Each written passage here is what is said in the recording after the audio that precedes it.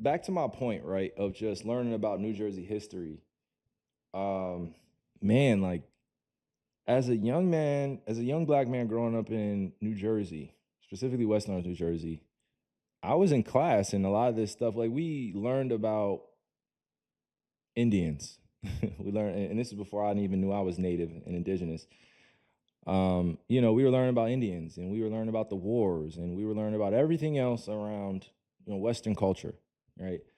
But what was missing out of that was a core foundation that there was slavery and that there was slave labor going on. I could not wrap my head around how I missed that. You know what I'm saying? So I felt guilty the last few years not knowing enough about my history, not knowing enough about world history, right? Learning about the world history is important, but learning about your specific cultural history is important. I can't sit here and say, I'm perfect when it comes to remembering everything about, all the inventions that took place, all of the, uh, revolutionary revolts that took place, all the resistance efforts. I can't remember everything, but I can remember that we always fought back. You know what I'm saying? Like we always fought back. My ancestors always fought back. Humanity has always fought back against evil. Like cuz evil has no boundaries, you know?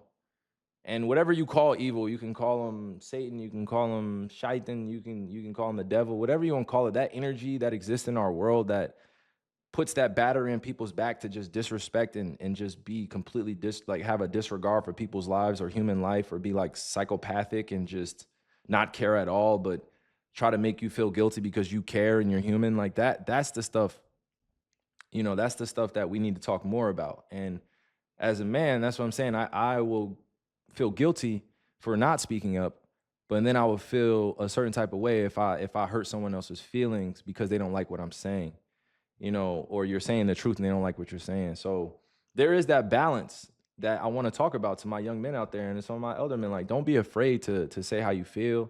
Don't be afraid to go and get help and learn how to speak how you feel, because that's just as important. The English language. I don't know if y'all feel the same way. How y'all feel about this, tribe? You let me know if this take is crazy, right?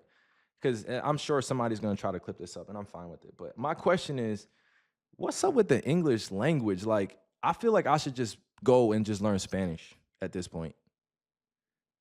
I feel like I should just go and learn Spanish, bro. Like, I feel like there's not enough romantic word. Like, there aren't enough romantic words in the English language. That should be.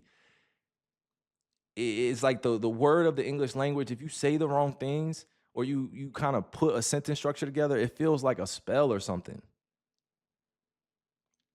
I know. I'm sorry. It could be the wrong take, right? I don't know, but this is why you're here at the Spook Signal podcast. This is why you're here. This is why I brought you here. This is me sending a signal out to you. Like, what else can we do with this? Because this isn't even my native language, English. I wasn't even born in America. That's the crazy part.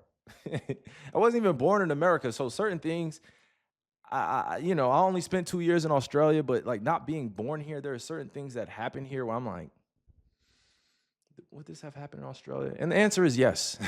It would have happened in Australia because colonization reached on a continent on a global level, right? If you believe in the globe or if you believe in the flat earth, whatever it is, I'm just saying that it is on a global scale colonization. So when I look at my life story and how it's integrated with, world history, black history, native indigenous history, the more that I unlearn some of the traps that were set for me as a human being to just be indoctrinated. Like, I had to change that. You know what I'm saying? Nobody wants to grow up just being brainwashed, indoctrinated, and and I don't want to say they do, but it's so much better to be eclectic with the world.